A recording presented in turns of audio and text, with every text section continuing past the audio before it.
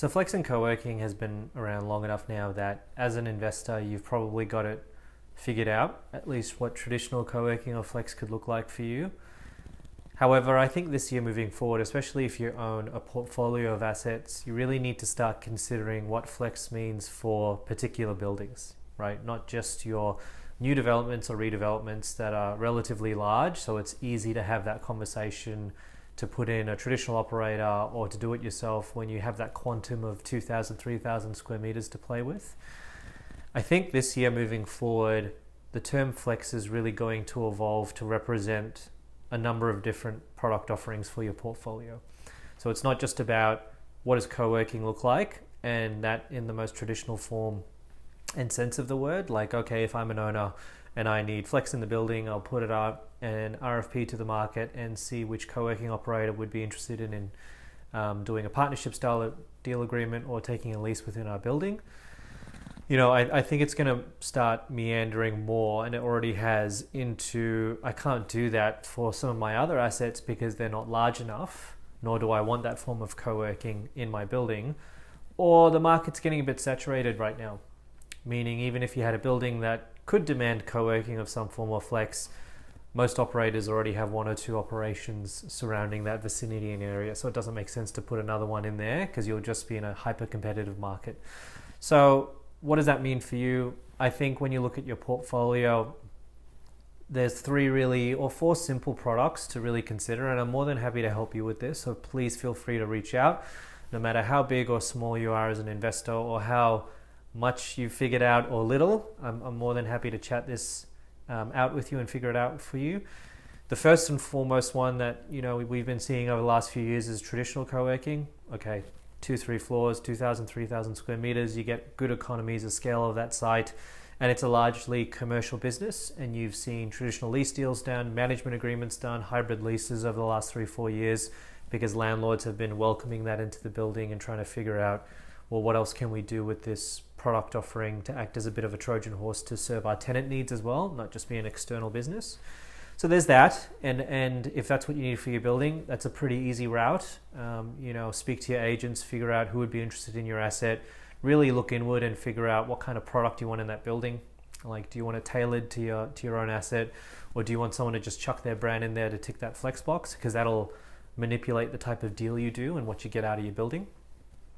Then and that kind of really works easily for larger assets, right? Because especially if you look down the management agreement route, even if you set up a special purpose vehicle to take that MA and you take the lease or blah, blah, blah, you're trying to keep that under the 7 to 10% right mark of your total NLA of your asset, right? For valuation purposes, because it is variable income at the end of the day. And frankly, even if you work with an operator who takes a lease over that space or guarantees some sort of base rent, at the end of the day, they're not necessarily an office tenant that's just paying the rent because it's part of their OPEX costs as a business. They're running a business. So if COVID 2.0 or 3.0 happens or something happens and their cash flow takes a dip, they're going to be knocking on your door to ask for some form of rent relief as we've seen over the years. So that's the first one. I guess the second one would be your smaller assets, the ones that you don't really want to think about putting a large operation in there. What does that look like? My team and I have been fiddling and delivering some forms of what we like to call flex light. So think of your sub 600 to 1,000 square meter operations. Those are great for your smaller assets because it ticks that flex need. It covers your costs and generates some form of income and outgoings for your building. So it's not a charity case. And it really works, especially being part of a wider business, because, I lead the JLL Flex team if we also manage the property, because you get extra resilience within that asset because we may have on-site property managers or facility managers also on there, so we can tap into those systems and people too to keep those operating costs down. So that really makes sense, right? And when you look at those smaller ones, it's less about how do we cram as many desks as possible in there, because you may be thinking, oh, is that just a co-working space but a smaller version, therefore a very high workstation density of you could see almost six workstations per square meter across the total NLA of that site. That's how that calculation generally works for some of the traditional operators out there. Whatever quantum of space you want to give them, divide that by 6, and everyone's got a slightly different number, but that's how many office desks you can probably fit in there to sell, and that includes your amenities and concierge services and circulation in that calculation. But it's more about, okay, this is going to be served as some form of tenant-focused amenity that also needs to make money. So it'll, yes, have a certain amount of desks in there, but you're probably going to see more bookable meeting spaces, the event space that they're probably asking for upstairs so they don't have to put it within their own tenancy, maybe some form of work cafe, especially if it's located in the ground floor or one of the lower floors. The problem with putting work cafes on the higher floors is you're really sacrificing that on-site street traffic. When you think about just running a restaurant or a cafe business, if you can't take advantage of people coming off the road and spending money and ordering checks out of that business, and you're limiting yourself just to the flex customers or the tenants in the building, it becomes really hard to generate a margin in an already very challenging business. So if it's not on the ground floor, think of it almost as an experience enhancer for that co-working space, so you can justify the rates that you're charging for those offices and meeting spaces.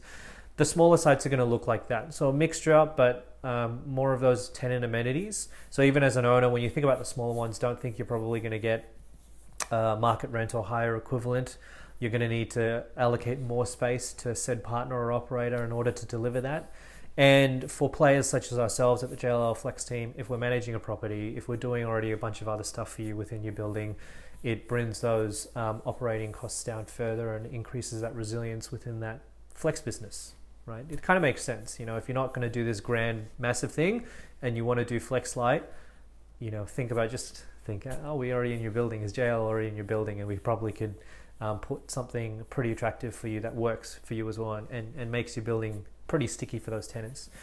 We do a bunch of other stuff, but I think the third key thing that I actually think is going to be pretty hot this year, and I'm excited to work on a few of these, is very almost like tenant landlord flex operations. So think of buildings where an anchor tenant takes a significant amount of space.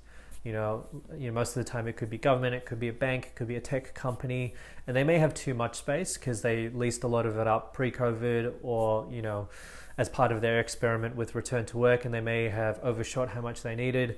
And you're trying to figure out as an owner, how do I help them out so they don't surrender that space back, or subletting is just not working for them right now because that's already a saturated market. Imagine if a partner like us comes in, and we deliver a flex offering within a floor or two of their existing tenancy that they've already leased from you.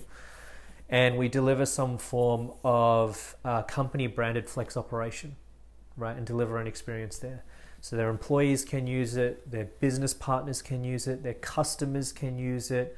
It's not a traditional flex operation where you're throwing it out to the market and trying to make as much money as possible. It's really to help that particular company make the most out of that otherwise hibernating floor and run in a way where it also makes money, right? Which we can help them with.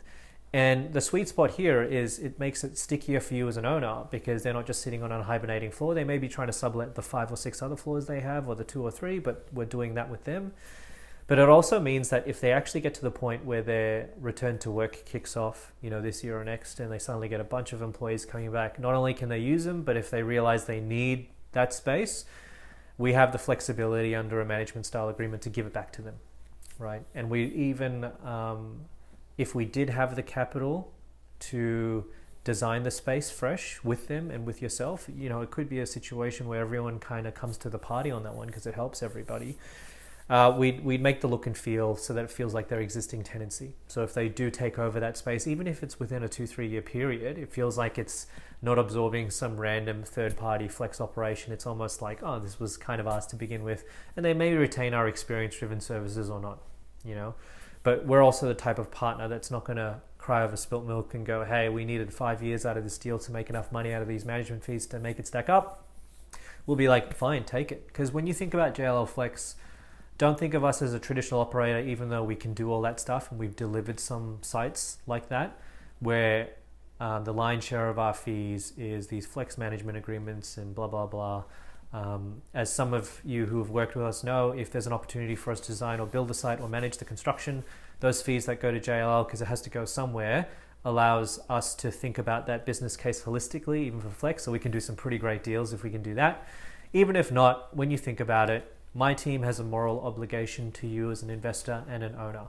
So even if it may not be the sexiest deal in the world for us, as long as it's still good and we're incentivized to make it work, if for whatever reason it needs to get cut because you find your tenant needs to use the space or you find a better deal when you go to market, we'll help facilitate that, right? Because we're your actual partner. We're your strategic partner. We've got business units and colleagues who work with you in leasing and property asset management, in work dynamics, and tenant rep, in project delivery services. Bigger picture, right? Bigger picture. So hopefully that was helpful. And if you would love to reach out, please connect with me on LinkedIn, drop a message, or email me if you've got it. Welcome the conversations. It's still really early in the year. So, if we have this chat now, even to help you strategize an asset or two of yours or your portfolio approach, it puts you in a really strong position to think about what you need to do even by next year, right? Because it takes time. These things takes time. It really does. So good luck, and I'll speak to you again soon.